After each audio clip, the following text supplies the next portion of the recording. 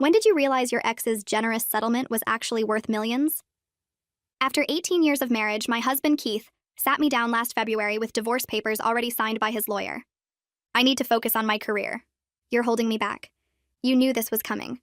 This was the man whose medical school loans I paid off, waiting tables at 3 different restaurants. The man whose residency I supported by working double shifts while pregnant. The man who became chief of surgery while I raised our kids alone, missing every recital, every game, every parent-teacher conference. His settlement offer was insulting. The house in Millbrook that his grandmother left him. A 1987 Ford pickup with 200,000 miles, and $800 a month in alimony for 2 years. That's it. Take it or leave it. But that house needs serious work. New roof, new plumbing, probably termites. The foundation's cracked. It's basically a teardown. You're lucky I'm giving you anything. My lawyer said fighting would cost more than I'd gain. Keith had hidden assets well and moved money around for months. His salary was officially reduced on paper. Keith was already with his 26-year-old surgical resident, posting pictures of their weekend trips to vineyards. I was 43 with no career because I'd spent 2 decades being his support system, his secretary, his therapist, his mother. I took the deal. The house was 3 hours from the city, in the middle of nowhere. Built in 1841, according to the crumbling foundation stones. 4 rooms, no insulation, wood stove heating, and mice in the walls. The realtor I called actually laughed. Maybe $60,000 if you're lucky. More likely $40,000 for the land once you demolish. That's generous, honestly. This place is a disaster. But I had nowhere else to go. My sister lived in California. My parents were gone.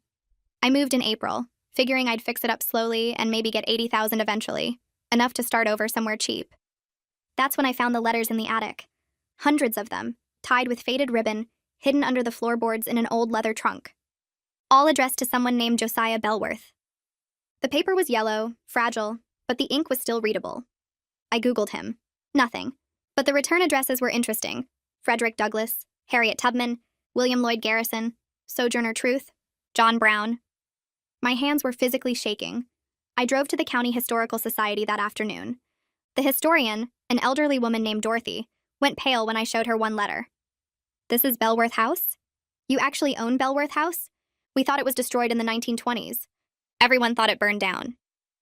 Josiah Bellworth ran the most important underground railroad station in the state. These letters are priceless. This changes everything we know about the network in this region. That night, I got a call from the State Historical Commission. They wanted to visit immediately. Then the National Park Service called. Then the Smithsonian. Then Yale University. Then the Museum of African American History. By May, I had 3 separate government agencies and 2 universities competing to buy the property. The state offered one, $2 million. The Park Service offered one, $8 million. The Smithsonian Partnership offered 2, $3 million plus consulting fees for the restoration. Yale offered $2 million plus a research position. Keith called me in June, super casual. Hey, just checking in. Heard you're doing some renovations on grandmother's place. How's that going? The neighbor mentioned seeing lots of cars there. Fine, just fine. Fixing things up. Actually, I've been thinking. That house has sentimental value. Maybe we should revisit the settlement. I could buy it back from you. Give you something nicer. Maybe a condo in the city? 2 bedrooms, a doorman, and much more practical for you. I played dumb. Oh, that's sweet, but I'm getting attached to country living. It's very peaceful here. 2 days later, his lawyer called. Dr. Haywood would like to offer you $200,000 for the Millbrook property. That's triple what it's worth. Very generous. You could buy something actually livable with that money. I declined. Keith called again, furious this time. That house belonged to my grandmother. It's family heritage. You're being spiteful. You have no right to keep it. Strange how it wasn't family heritage when you dumped it on me 6 months ago. The calls got desperate. $300,000. Then $400,000. Then $500,000. His new girlfriend started texting me. Please be reasonable. Keith's grandmother would want the house to stay in the family. He's really hurt by this. You're destroying his connection to his grandmother. Think about his feelings. I blocked her after she sent 15 messages in 1 hour. In July, Keith showed up at the house with his lawyer and a new offer. $1 million, cash, today. The lawyer had the papers ready, the check already written. Sign now and transfer the deed. We can have this done in an hour. We both know why you want this house, Keith. No idea what you mean. The house just has sentimental value. Your cousin told me, the one who works at the Historical Commission. He called you about the letters in March, before you filed for divorce. You knew exactly what you were giving me. Keith's face went red, then purple. His jaw worked like he was trying to swallow something sharp. The lawyer beside him cleared his throat and shifted his briefcase from one hand to the other. Keith had brought them both here expecting me to fold the way I always had when he wanted something. He used to give me that look during our marriage, the one that said I was being difficult and I'd back down every time. Not anymore. Keith straightened his shoulders and put on what I called his doctor face, the calm professional expression he used with patience. His grandmother specifically wanted this house to stay in the family. She told me that before she died. You're dishonoring her memory by being difficult about this whole situation. We can work this out reasonably if you just stop being so stubborn. I leaned against the doorframe and crossed my arms. Your grandmother left the house to you, not me. You're the one who dumped it on me in the divorce settlement. You stood in your lawyer's office and called it a worthless teardown with termites and a cracked foundation.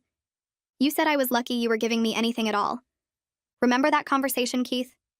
Because I remember every single word. The lawyer jumped in before Keith could respond. Mrs. Haywood, we're here in good faith to reach a reasonable settlement.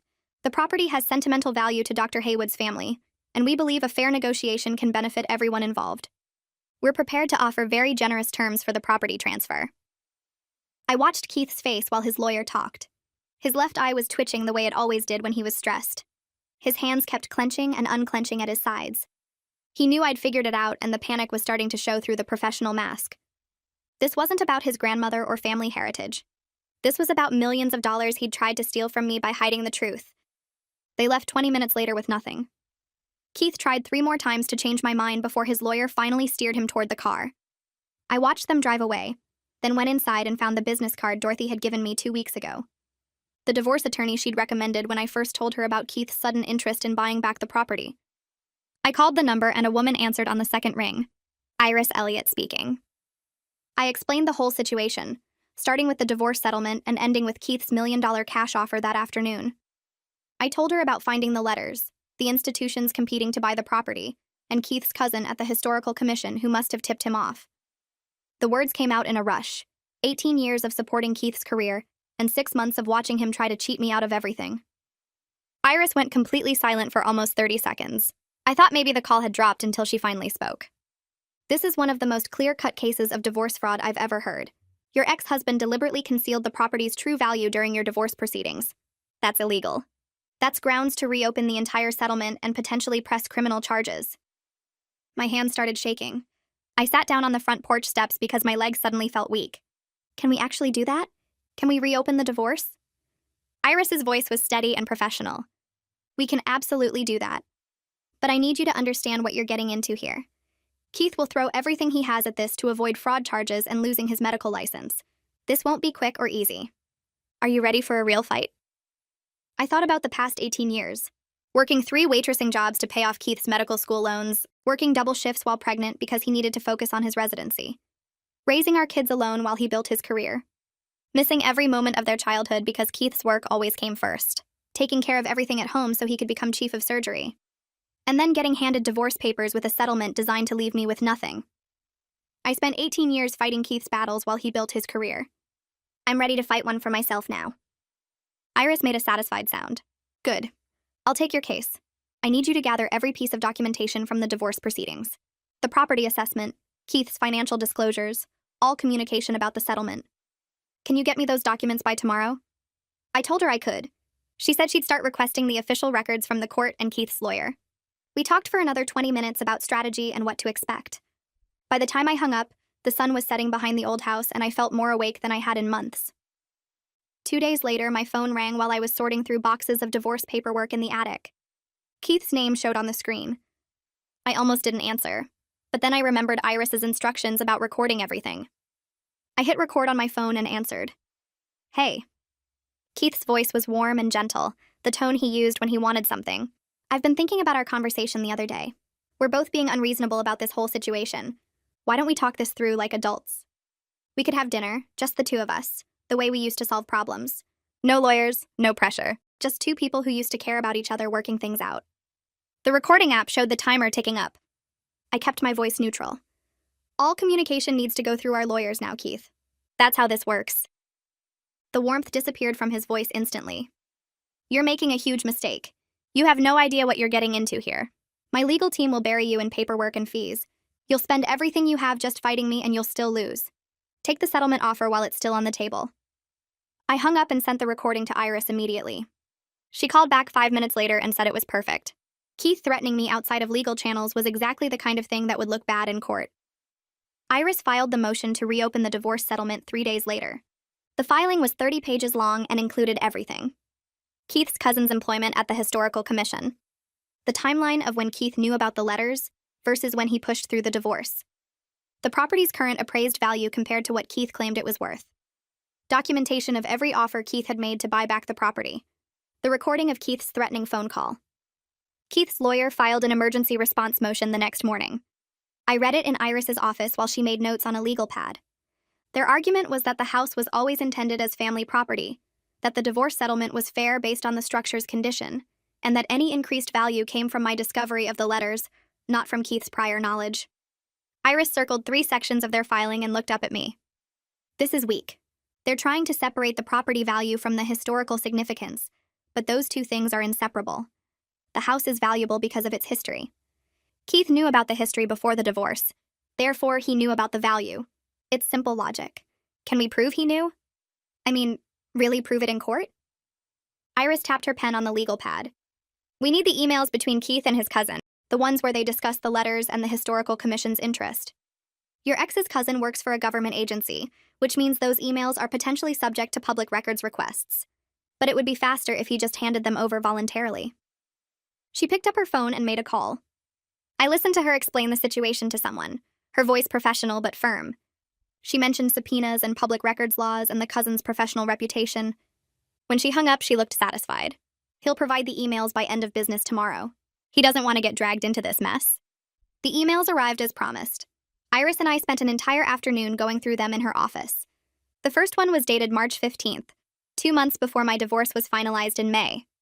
Keith's cousin had sent him a message about a property inquiry the Historical Commission had received regarding old houses in the Millbrook area, specifically properties with connections to the Underground Railroad. Keith's response was careful, but clear. He asked if the commission had any information about his grandmother's old house on Belworth Road. His cousin wrote back 3 days later with details about Josiah Belworth and the significance of the property. The emails continued for weeks, with Keith asking questions about property values and historical designations, and whether the commission planned to pursue acquisition. The last email was dated April 28th, 5 days before Keith handed me the divorce papers. His cousin wrote that the commission was definitely interested in the Belworth property, and would likely make an offer once they completed their research. Keith's response was just 2 words. Good to know. Iris made copies of everything and added them to our case file. This is exactly what we needed. Keith knew the property was historically significant in March. He knew institutions would want to buy it. And he deliberately gave it to you in the settlement while claiming it was worthless. That's fraud. Clear, documented, provable fraud. The court filing landed like a bomb. Within 24 hours, my phone started ringing off the hook. First up was Clifford from the National Park Service. He had that careful government voice, polite but direct. He asked about my timeline for deciding on their offer. I explained the whole mess with Keith and the fraud case. Clifford barely paused before saying they'd dealt with property disputes before and could wait for things to shake out. Then he added something that made my stomach drop. Other institutions might not be as patient. They had budgets and deadlines. If I took too long, some of these offers might disappear.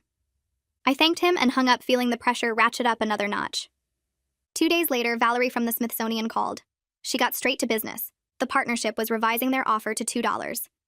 $5 million plus a 5-year consulting contract worth $150,000 annually. I did the math in my head. That was $3. $25 million total. She said they were very motivated to lock this down before a competitor institution swooped in. The way she said competitor made it clear this wasn't just about history anymore. These organizations were in a bidding war, and I was sitting on the prize. Keith's girlfriend must have been watching my social media like a hawk, because the next thing I knew, she launched a full campaign against me. She posted old photos of Keith with his grandmother at Belworth House, pictures I'd never even seen during our marriage. The captions painted me as a gold digger trying to steal Keith's family heritage.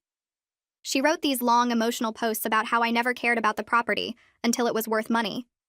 How I was destroying Keith's connection to his grandmother's memory. How I was being cruel and spiteful. The posts got shared in medical community groups, local community pages, everywhere. For about 36 hours, I watched my name get dragged through the mud by people who didn't know me and didn't care about the truth. Then the tide turned. Keith's former colleagues started commenting. One surgeon wrote about how Keith used to complain constantly about the worthless dump his grandmother stuck him with. Another shared a story about Keith trying to sell the property for scrap value years ago. A nurse mentioned hearing Keith say he wished the house would just burn down, so he could collect insurance.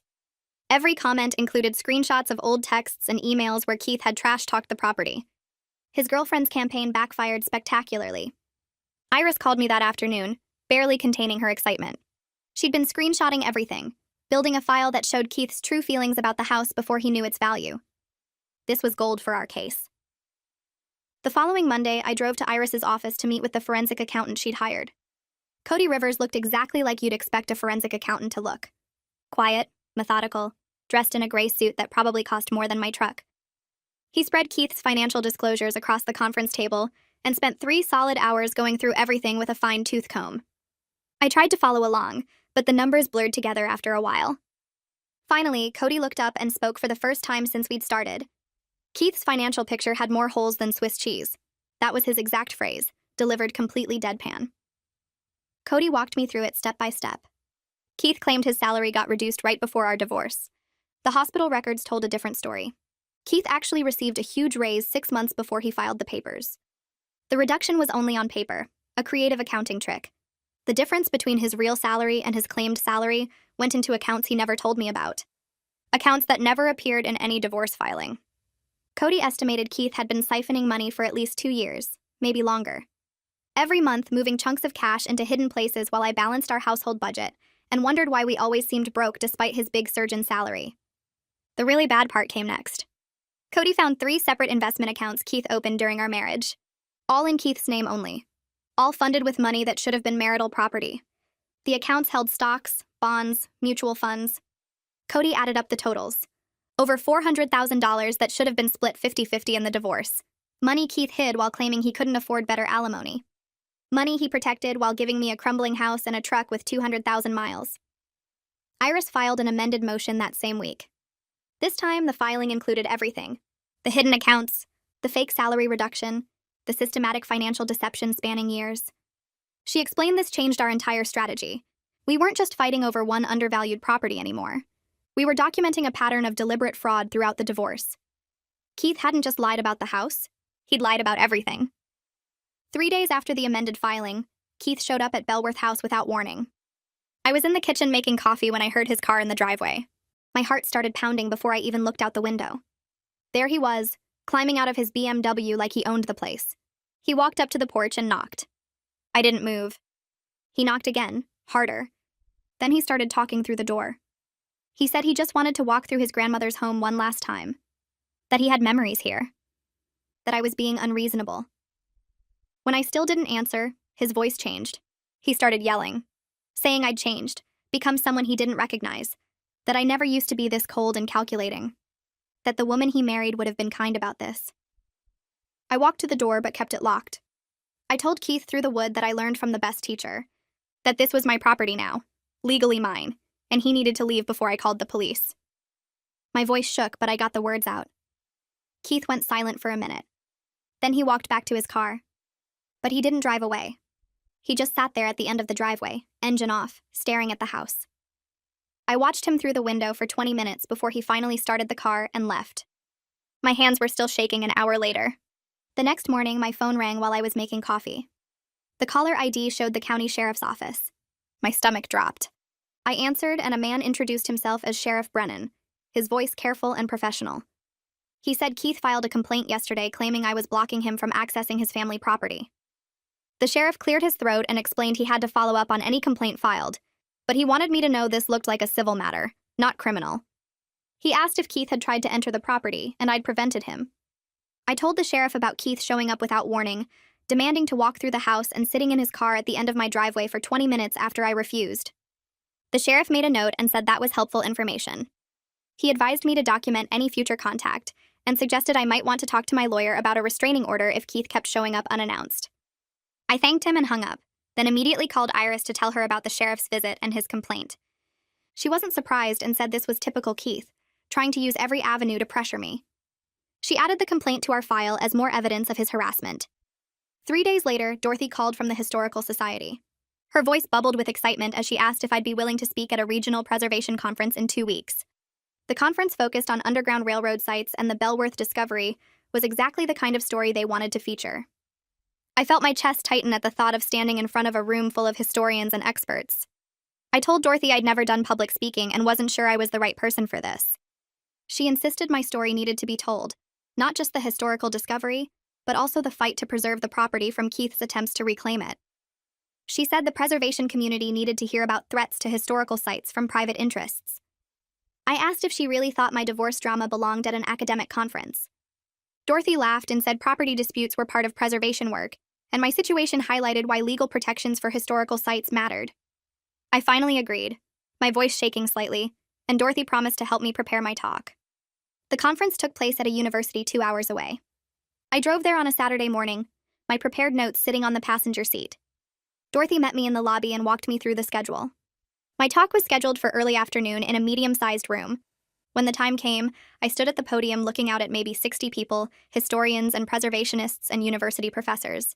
I started by explaining how I found the letters in the attic, how Dorothy identified their significance, and how the discovery changed everything I knew about the property. Then I talked about Keith giving me the house in our divorce settlement while calling it worthless, and how he tried to buy it back once he learned about the letters. The room went completely silent. When I finished, hands shot up immediately. A woman in the front row asked if Keith knew about the historical value before the divorce was finalized. I said yes. His cousin at the Historical Commission told him in March, 2 months before our divorce. A man near the back stood up and said what Keith did was fraud, plain and simple, and he'd be happy to serve as an expert witness about the property's historical significance and value. Several other people nodded and offered the same. A professor from a state university said she specialized in property law and preservation cases, and she'd provide testimony about how Keith deliberately concealed material information during divorce proceedings. I wrote down names and contact information, overwhelmed by the support from people I'd just met. After my talk, a woman approached me near the refreshment table. She introduced herself as a journalist for a history magazine that covered preservation issues and significant historical discoveries. She said she wanted to write a feature story about the Bellworth letters and the legal battle surrounding the property. She asked if I'd be willing to do an interview, maybe let her photographer take pictures of the house and some of the letters. I told her I'd need to check with my lawyer first. She handed me her business card and said to call her whenever I was ready, that this story deserved to be told widely. I thanked her and put the card in my pocket. That evening, I called Iris and told her about the journalist's request. Iris was quiet for a moment, then said we should wait until after the court hearing to do any press interviews. She explained that anything I said publicly could be used against me in court, and Keith's lawyer would absolutely twist my words to make me look bad. She promised that once the hearing was over, I could do all the interviews I wanted. On Monday morning, I found a certified letter in my mailbox. The return address showed Keith's lawyer's office. My hands shook as I opened it. The letter threatened to sue me for defamation if I continued spreading false narratives about Keith's knowledge of the property value. It claimed I was damaging Keith's professional reputation by making baseless accusations of fraud and deception. The letter demanded I immediately stop making public statements about the divorce proceedings and the property dispute. I took a picture of the letter and sent it to Iris. She called me back within an hour, her voice sharp with anger. She said Keith's lawyer was bluffing, trying to scare me into silence. Iris explained that truth is an absolute defense against defamation claims, and we had documentation proving every single thing I'd said about Keith's knowledge and actions. She said she'd send a response letter making it clear we weren't backing down, and we had evidence to support all our claims. She also said this threat letter was actually helpful, because it showed Keith was getting desperate and worried about public opinion. 2 days later, I found an envelope in my mailbox with no return address. Inside were printed screenshots of my social media posts from the past month. Someone had been monitoring my online activity, saving posts about the house renovation, the historical society visits, and general updates about my life. Nothing sensitive or private, but the fact that someone was tracking me this closely made my skin crawl. I called Iris immediately, and she said to save the envelope and screenshots as evidence of harassment. She asked if I'd posted anything about the legal case on social media. I said no, I'd been careful about that. She advised me to make all my accounts private and to stop posting anything related to the property or the divorce. I spent that evening going through all my social media settings, making everything private and blocking Keith, his girlfriend, and anyone I thought might be feeding them information. The whole situation felt increasingly creepy and invasive. The next morning, Valerie from the Smithsonian called. She said their legal team had reviewed the divorce fraud case and the ongoing litigation. I held my breath, expecting her to say they were pulling their offer. Instead, Valerie said they were still fully committed to the partnership regardless of the outcome. She explained that institutions deal with complicated property histories all the time, and this situation wouldn't affect their offer or their plans for the site. She said the Smithsonian had lawyers who specialized in property acquisitions with legal complications, and they were prepared to work through whatever challenges came up. I felt relief flood through me. I'd been worried that Keith's legal tactics would scare away the institutions interested in the property. Valerie said to keep them updated on the timeline, but they were patient and understood these things took time to resolve properly. That afternoon, Iris called with a court date. The hearing to reopen the divorce settlement was scheduled for late August, about 6 weeks away. She said we needed to prepare thoroughly because Keith's lawyer would try to paint me as vindictive and opportunistic, rather than focusing on Keith's deception. She explained their strategy would be to claim I was just angry about the divorce and trying to punish Keith by refusing to let go of his grandmother's house. They'd argue I was taking advantage of a lucky discovery to hurt him financially and professionally. Iris said we needed to stay focused on the facts, the timeline, and the documented evidence of Keith's knowledge and deception. She scheduled several prep sessions over the next few weeks to go over my testimony and practice handling hostile questions from Keith's lawyer. The same week, Keith's girlfriend posted a long essay on social media about the challenges of dating a man going through a difficult divorce. She didn't name me directly, but the details made it obvious who she meant. Requested Reads is on Spotify now. Check out link in the description or comments. She wrote about manipulative ex-wives who can't accept that their marriages are over, who use children and property as weapons, who make everything harder out of spite. She described how hard Keith worked, how dedicated he was to his patients, how much he'd sacrificed in his marriage. The post painted me as the villain in their love story. I didn't respond or engage, but other people did. The comment section filled up fast. Multiple people pointed out that she started dating Keith while he was still married, that she was the other woman, not some innocent victim. Someone dug up the timeline and posted that Keith filed for divorce right after starting his relationship with her. Others called her out for posting about private legal matters publicly. The essay backfired completely, making both her and Keith look worse instead of generating sympathy. For the next week, I met with Iris almost daily to prepare my testimony. We went over every detail of my marriage to Keith, from paying his medical school loans to supporting him through residency, to raising our kids alone while he built his career. We reviewed the divorce proceedings, Keith's settlement offer, his specific language about the house being worthless and needing to be demolished. We practiced my answers about finding the letters, discovering their significance, and Keith's subsequent attempts to reclaim the property. Iris coached me to stay calm and factual no matter what Keith's lawyer said to me. She warned me he'd try to make me angry or defensive, try to get me to say something emotional that would make me look unstable or vindictive. She had me practice responding to hostile questions with simple, direct answers focused on facts and timeline. She reminded me repeatedly that we had the evidence on our side, that Keith's own emails and financial records would tell the story even if my testimony wasn't perfect. The night before the hearing, my phone buzzed at 11:47 p.m. with a text from Keith. It didn't have to be like this. Just those 6 words. No explanation, no context. I stared at the message for a full minute before screenshotting it and forwarding it to Iris with a note about the timestamp. She replied within 3 minutes even though it was almost midnight. Perfect. This shows him trying to contact you outside legal channels right before the hearing. Judge won't like it. I couldn't sleep after that, lying in bed replaying every conversation we'd had during the divorce, every lie he'd told about the house being worthless. My alarm went off at 6, but I'd been awake since 4, watching the ceiling fan spin in circles. The courthouse parking lot was already half full when I arrived at 8:30 for the 9 o'clock hearing. I sat in my car for 10 minutes, hands gripping the steering wheel, before finally forcing myself to walk toward the entrance. Keith was standing in the lobby with his girlfriend when I came through security. He looked absolutely terrible, like he hadn't slept in weeks. His face was pale and drawn, dark circles under his eyes, his suit wrinkled like he'd pulled it straight from the laundry basket. The girlfriend wore a navy blue dress suit that belonged at a wedding, not a courthouse, way too formal and fancy for the occasion. She glared at me across the marble lobby, her arms crossed tight over her chest. Keith wouldn't look at me directly, just stared at the floor tiles while his lawyer talked to him in a low voice. Iris appeared beside me and guided me toward the courtroom, her hand firm on my elbow. Don't engage with them. Don't even look their direction. We walked past Keith and his girlfriend without a word, but I felt his eyes follow me the whole way. Inside the courtroom, Keith's lawyer stood up first when the judge called the case. He was older, probably 60, with gray hair slicked back and an expensive watch.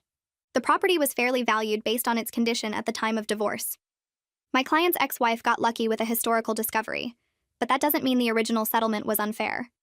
Any increase in value is due to her discovery, not my client's prior knowledge. He held up the original property assessment showing the house needed major repairs. The emails between Dr. Haywood and his cousin were just casual family conversation, nothing more. Two family members discussing local history doesn't constitute evidence of deliberate deception. He went on for 15 minutes, making Keith sound like a generous man who gave his ex-wife property out of kindness, only to have her turn around and accuse him of fraud when she got lucky. Iris stood up next, and I watched her transform from the friendly woman who'd coached me through testimony prep into something sharp and precise. She pulled out a timeline printed on poster board and set it on an easel facing the judge. March 15th, Dr. Haywood's cousin at the Historical Commission contacts him about properties in the Millbrook region with potential Underground Railroad connections. March 22nd, Dr. Haywood begins moving assets into undisclosed accounts. April 3rd, Dr. Haywood files for divorce. May 1st, divorce is finalized with the Millbrook property going to my client. May 8th, my client discovers the Bellworth letters. She walked the judge through each date, showing Keith's sudden urgency to finalize the divorce right after his cousin's call. His failure to disclose the Historical Commission's interest in properties in that specific region. His deliberate misrepresentation of the property as a teardown. She had copies of the emails between Keith and his cousin, with certain phrases highlighted in yellow. This property could be significant. You should look into it before you do anything with it. Keith's response. Thanks for the heads up. I'll handle it. Iris let those words hang in the air for a moment before sitting down. The judge called me to testify next, and my legs felt shaky walking to the witness stand. Iris asked me to describe Keith's specific language during the settlement negotiations. I took a breath and focused on the facts like we'd practiced. He told me the house was basically a teardown, that it needed a new roof, new plumbing, probably had termites. He said the foundation was cracked and I was lucky he was giving me anything. He pushed me to take the house instead of other assets, said it was more than I deserved after holding him back all those years. The judge wrote notes the entire time I talked, her pen moving fast across the legal pad. Iris asked about Keith's behavior after I discovered the letters. He called offering to buy the property back, starting at $200,000 and going up to $1 million. He showed up at my house with his lawyer and a check already written. He said the house had sentimental value, but during the divorce he called it a worthless dump his grandmother had stuck him with. The judge kept writing, occasionally looking up at me with an expression I couldn't read. Keith took the stand after me, and his lawyer had him tell the story about his grandmother, how much the house meant to their family. My grandmother raised me in that house during summers. It has deep sentimental value that goes beyond money. I just wanted to keep it in the family. His voice cracked a little, playing the emotional card. But then Iris stood up for cross-examination and everything fell apart. When exactly did you learn about the historical significance of the property? Keith hesitated. After the divorce was final. When my ex-wife discovered the letters. Iris pulled out the emails with his cousin. So your cousin didn't mention anything about Underground Railroad properties in March? Keith's face flushed red. That was just general conversation. We talk about history sometimes. But you responded saying you'd handle it, correct? What did you mean by that? Keith stammered, contradicting himself. I meant I'd look into the property history. Or maybe I meant I'd take care of the house repairs. I don't remember exactly. Iris kept pushing, asking about specific dates, specific conversations, and Keith kept changing his answers, digging himself deeper with each response. Cody took the stand after the lunch break and methodically destroyed what was left of Keith's credibility. He presented bank statements showing Keith opened 3 separate investment accounts in the 2 years before filing for divorce. Documentation of Keith's actual salary versus what he claimed in divorce filings. Evidence of systematic asset concealment totaling over $400,000. Cody spoke in a calm, factual tone, just laying out numbers and dates, but the impact was devastating. Keith's lawyer tried to object, tried to claim the financial information wasn't relevant to the property dispute, but the judge overruled him. This goes to the pattern of deception alleged in the motion. I'll allow it. Cody continued for another 30 minutes, showing how Keith had deliberately hidden money while claiming reduced income. Keith's lawyer had no questions for Cody, just sat there looking defeated while his client's entire financial scheme got exposed in open court. The judge didn't rule immediately, which Iris had warned me might happen. I'm deeply troubled by the evidence I've heard today regarding financial deception and misrepresentation of assets. I need time to review all the documentation and testimony before making a ruling. I'll issue a written decision within 2 weeks. She looked directly at Keith. I'm warning both parties against any contact outside of proper legal channels while I deliberate on this matter. Any violations will be taken very seriously. Keith stared at the table in front of him, his lawyer whispering urgently in his ear. The judge gathered her papers and left the courtroom, and I felt like I could finally breathe again after holding my breath for hours. Outside the courtroom, Iris walked with me toward the exit. That went as well as we could have hoped. The judge's comments about being deeply troubled, that's good for us. She sees through his story. I felt cautiously hopeful but completely drained from spending 6 hours reliving the worst period of my life. Every detail of our marriage, every lie Keith told, every manipulation laid out for strangers to judge. Iris squeezed my shoulder. Go home, rest. We'll hear from the judge in the next 2 weeks. Try not to worry too much. I nodded, but worry was all I could feel, mixed with exhaustion and a strange sense of accomplishment that I'd finally stood up to Keith in a way that mattered. I was walking toward my car in the parking garage when Keith's girlfriend appeared from behind a concrete pillar. You're ruining his life over money. That property should rightfully be his. He's worked so hard, sacrificed so much, and you're destroying his career, his reputation, everything he built. She stepped closer, her voice getting louder. All because you can't accept that your marriage is over. You're pathetic. I walked past her without saying a word, keeping my eyes forward, my purse clutched tight against my side. She followed me for a few steps, still talking, still accusing, but I just kept walking. My hands were shaking so badly when I reached my car that I dropped my keys twice before managing to unlock the door. I sat in the driver's seat with the door locked, watching her storm back toward the courthouse entrance, and realized my whole body was trembling from adrenaline and anger and relief that the hearing was finally over. I drove back to Belworth House in a daze, my mind replaying the confrontation in the parking garage over and over. The next morning, I woke up to my phone buzzing with a text from Iris telling me to check my email immediately. The hospital where Keith worked had sent a formal notification that they'd received copies of the court filings and were opening an ethics investigation. Keith was placed on administrative leave pending the outcome of their review into his financial disclosures and professional conduct. Someone had sent the hospital board every single document from our hearing, all the evidence about his hidden accounts and false salary claims, all the proof of his fraud laid out in official court records. I sat at my kitchen table staring at the email, my coffee getting cold in my hands. Keith had spent years building his reputation as chief of surgery, collecting awards and speaking at conferences, and now the hospital board was questioning whether he'd lied on his employment disclosures too. 2 days of silence followed, and I almost convinced myself Keith would handle this through his lawyer like the judge ordered. Then my phone rang at 7 a.m. with Keith's name on the screen. I answered and immediately regretted it because he was screaming, so loud I had to hold the phone away from my ear. He called me every horrible name he could think of, said I'd destroyed his career and his reputation, that I was a vindictive witch who couldn't stand to see him happy with someone else. He said I'd sent those documents to the hospital myself just to hurt him, that I was trying to ruin his entire life because I was bitter about the divorce. I hung up without saying a word and immediately called Iris, my hands shaking so badly I could barely dial. She answered on the first ring and listened while I explained the call, then told me she was reporting the contact to the court as a direct violation of the judge's order. Keith wasn't supposed to contact me at all while the judge deliberated, and calling to scream threats definitely qualified as improper contact. Iris said the violation wouldn't help Keith's case and might actually push the judge toward a harsher ruling. 8 days after the hearing, a thick envelope arrived from the court with the judge's written decision. I sat on my porch steps and opened it with trembling fingers, reading through pages of legal language until I got to the conclusion. The judge found that Keith had committed fraud through material misrepresentation of assets and deliberate concealment of the property's true value. She wrote that the evidence clearly showed Keith knew about the historical significance before filing for divorce and had systematically hidden this information to cheat me out of my fair share of marital assets. The original divorce settlement was void, completely thrown out like it never existed. The judge ordered a complete reassessment of all marital assets with full financial disclosure from both sides, essentially starting the entire divorce process over with accurate information this time. I called Iris immediately, and she explained what the ruling meant in practical terms. We'd be going through property division again, splitting assets based on their real values instead of the fake numbers Keith had provided. This could take months to fully resolve because Keith's lawyer would probably appeal, and we'd need to track down every account and investment.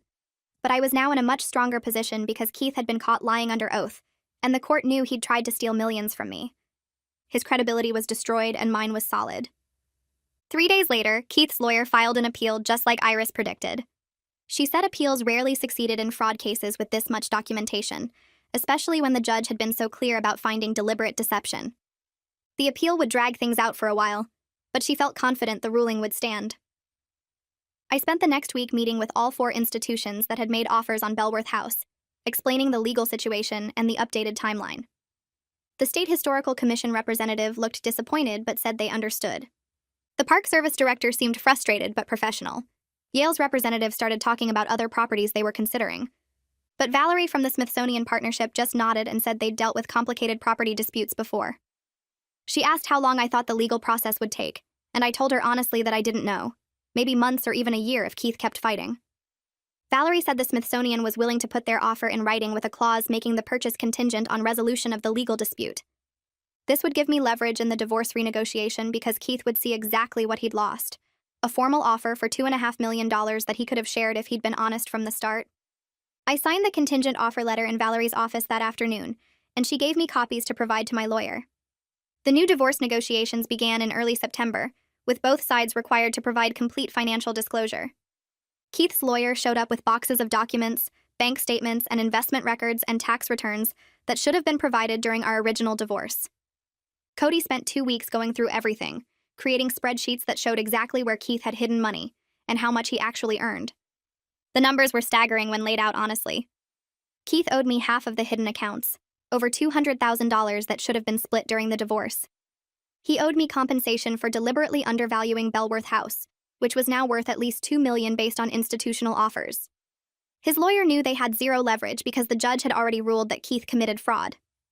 In mid-September, Keith's lawyer called Iris with a settlement offer. Keith would pay me $1.8 million total, giving up all claims to Belworth House forever, and splitting the hidden accounts 50-50 like he should have done originally. Iris said it was a strong offer that would avoid years of appeals and litigation, that fighting for more might cost me time and legal fees without guaranteeing a better outcome. I thought about it for 2 days, running the numbers and imagining different scenarios. The money would give me financial security I'd never had before, enough to start over completely and build whatever life I wanted. But I needed one more thing that money couldn't buy. I told Iris I'd accept the settlement with one condition added. Keith had to sign a statement acknowledging his fraud, admitting he deliberately concealed the property's value and hid marital assets during our divorce. And he had to agree in writing to never contact me again outside of absolute legal necessity. His lawyer called back within an hour, saying Keith refused to sign any statement that admitted wrongdoing. Iris calmly explained that we'd see him in court then, and the appeal process would keep his ethics investigation open at the hospital for at least another year. 20 minutes later, the lawyer called back and said Keith agreed to both conditions. He'd signed the acknowledgement and the no-contact agreement, probably because his medical career couldn't survive another year of investigation and bad publicity. We finalized the settlement agreement on a cold morning in late September, meeting in a conference room with both lawyers present. Keith looked terrible, like he'd aged 5 years and 6 months. He signed every page without looking at me once, his pen scratching across the acknowledgement of fraud with visible anger in every stroke. When he finished, he stood up and walked out without a word, and I realized I'd probably never see him again. The feeling was overwhelming relief mixed with something that felt like freedom. The hospital board's decision came through 3 weeks later, in a formal letter that Keith's lawyer forwarded to Iris. Keith would keep his position as chief of surgery, but faced mandatory ethics training and 2 years of probation, where any financial irregularities would result in immediate termination. The letter outlined specific violations related to his divorce disclosures and the deliberate misrepresentation of assets during legal proceedings. His colleagues would know about the probation, the training requirements, the ethics violations that led to this outcome.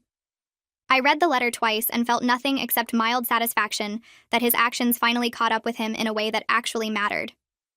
The Smithsonian paperwork took another month to finalize because their legal department wanted every detail documented and verified. Valerie walked me through page after page of contracts, preservation agreements, consulting terms, and payment schedules. The sale price landed at $2.5 million with the consulting contract starting immediately at $30,000 annually for 5 years. I signed everything in Valerie's office while Dorothy sat beside me as a witness, both of us grinning like idiots because this actually happened. The wire transfer hit my account 2 days later, and I stared at the balance for 10 minutes straight, unable to process that this money was real and mine. Dorothy called me the following week asking if I wanted to help catalog the letters as part of my consulting work. We met at the Historical Society where she'd set up a proper archival workspace with climate-controlled storage and white cotton gloves for handling the documents. Each letter needed careful documentation, photographing, transcription, and cross-referencing with known Underground Railroad records.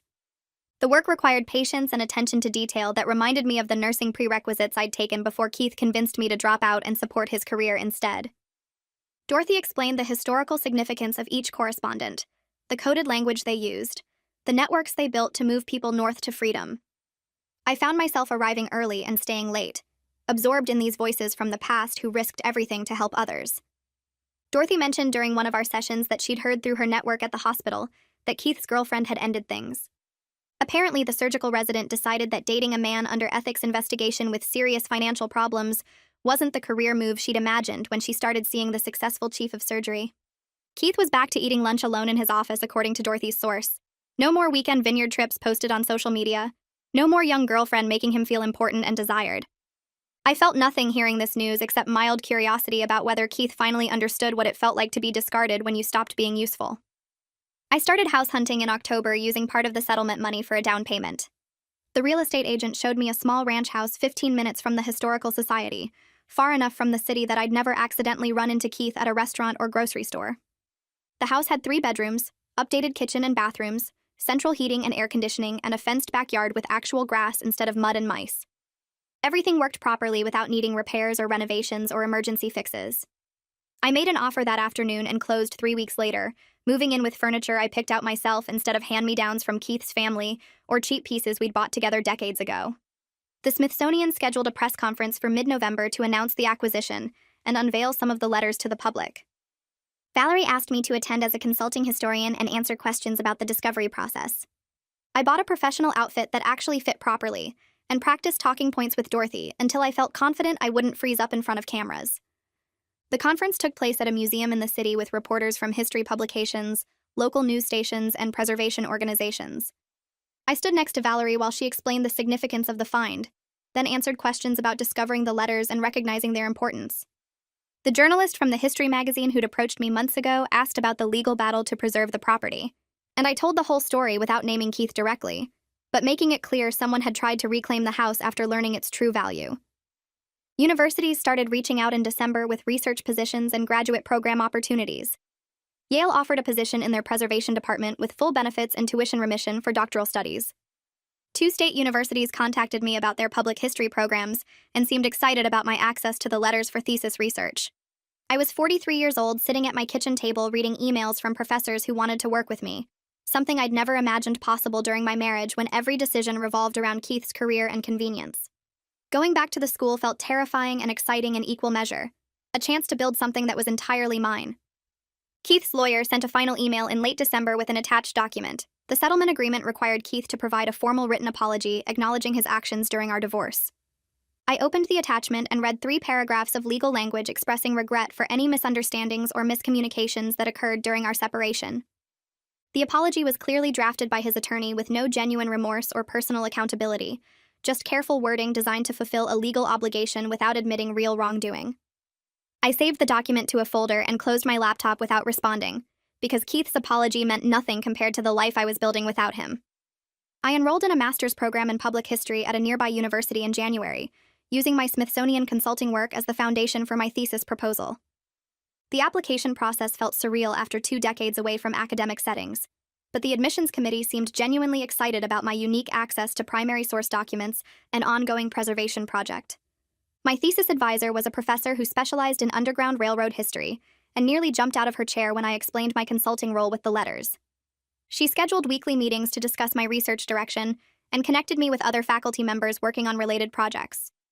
Classes started in late January, and I found myself sitting in seminars with students half my age, taking notes and participating in discussions about historical methodology and archival research. 6 months after the settlement, my life looked completely different from anything I'd imagined back in February when Keith handed me divorce papers. I spent mornings in graduate classes learning research methods and historical theory, afternoons at the Historical Society working with Dorothy on the letter catalog, and evenings reading assigned texts or writing papers for my courses. Some days I collapsed into bed, exhausted from juggling multiple commitments, and wondered if I'd taken on too much too fast. But it was the good kind of tired that came from working towards something meaningful, instead of the hollow exhaustion I'd felt during my marriage, constantly giving everything to support Keith's ambitions, while my own potential withered from neglect. I ran into Rachel at the coffee shop near campus in March, someone I hadn't seen since before Keith's residency started. She was ordering a latte when I walked in, and her face lit up with genuine surprise. We grabbed a table by the window and talked for 2 hours, catching up on everything that happened since we'd lost touch 15 years ago. Rachel told me she'd tried reaching out a few times during my marriage, but I never responded, and she eventually assumed I didn't want to maintain the friendship. I apologized and explained how Keith's career had consumed everything, how I'd gradually stopped answering calls and texts from anyone who wasn't directly useful to his professional advancement. Rachel admitted she'd always thought Keith took advantage of me, but didn't know how to say it without sounding judgmental or interfering in my marriage. She mentioned running into Keith's mother once at a hospital fundraiser, and his mother had complained about how demanding Keith was, how nothing anyone did was ever good enough for him. The conversation felt like opening a window in a stuffy room, letting fresh air clear out years of isolation. Rachel introduced me to two other friends from our old group, women I'd completely lost contact with during the years I spent supporting Keith's ambitions. We started meeting for lunch every few weeks, and they were amazed by my transformation from the exhausted, anxious person they remembered into someone who actually had her own life and goals. One of them, Jennifer, confessed she'd attended Keith's hospital fundraisers a few times, and watched how he treated me in public, how he'd interrupt me mid-sentence or correct me in front of other people, and she'd wanted to shake me and tell me to leave him. But she worried I'd cut her off completely if she criticized my marriage, so she stayed silent and felt guilty about it for years. These conversations helped me understand how isolated I'd become during my marriage, how Keith had gradually cut me off from everyone who might have helped me see what was happening. The restoration ceremony at Belworth House took place in late April with over 200 people attending. Historians, preservationists, descendants of people who used the Underground Railroad, local officials and representatives from the Smithsonian Partnership all gathered on the property for the official announcement. Dorothy and I had worked for months preparing a catalog of the letters and documenting the house's history, creating a comprehensive record of its role in the Underground Railroad network. The Smithsonian representative asked me to speak about discovering the letters, and I stood at a podium set up on the front lawn feeling nervous, but also genuinely proud of what I'd helped preserve. I talked about finding the trunk in the attic, reading the letters for the first time, and realizing I'd stumbled onto something historically significant. Several descendants approached me afterward to thank me for preserving their family history, for making sure these stories wouldn't be lost. One woman showed me a photo of her great-great-grandfather who had passed through this house on his journey north, and she started crying as she talked about finally having proof of his route to freedom. The ceremony felt like validation, that this fight with Keith had been worth it, that protecting this property mattered beyond just my personal financial security. Dorothy squeezed my hand during the speeches and whispered that I'd done something important, something that would matter to people for generations. The local newspaper ran a front-page story about the ceremony with a photo of me standing in front of the house, and several colleagues from my graduate program texted congratulations. A year after the settlement, I was sitting in my small house near the Historical Society working on my thesis when I realized I'd built a life I actually wanted to live. I had graduate classes that challenged me intellectually, consulting work that felt meaningful, and a growing community of colleagues and friends who valued my contributions. The financial security from the settlement and property sale meant I could focus on my education and career development without constant worry about money. I'd published 2 papers about the Belworth letters in academic journals, presented at 3 conferences, and been invited to contribute to a book about Underground Railroad sites. My thesis advisor told me my work was genuinely advancing the field's understanding of the network in this region, and several universities had already expressed interest in hiring me after graduation.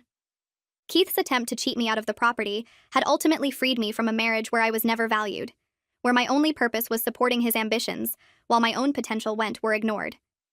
I thought about the woman I'd been a year ago, accepting an insulting settlement because I believed I had no other options and barely recognized her.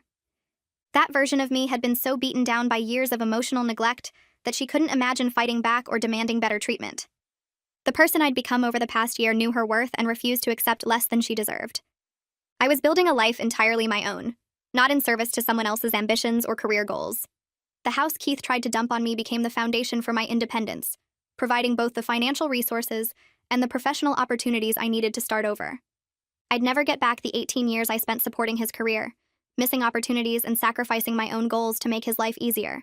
But I was genuinely excited about the future I was creating now, about the work I was doing and the person I was becoming. My graduate advisor mentioned a tenure-track position opening up at a nearby university that would be perfect for my research focus, and I was planning to apply. Dorothy and I were discussing a joint project documenting other Underground Railroad sites in the region, potentially expanding the research beyond just Belworth House. I'd reconnected with old friends, made new ones through my academic work, and built a support system that actually supported me instead of draining my energy. Some mornings I woke up and had to remind myself this was really my life now, that I'd actually escaped the marriage that had trapped me for so long. Keith had tried to cheat me one last time on his way out, and instead he'd accidentally given me the key to my freedom. Okay, that's where we'll stop before I start rambling again. Seriously, though, thanks for hanging out till the end. It means a lot. Go drink some water or text someone you care about, yeah?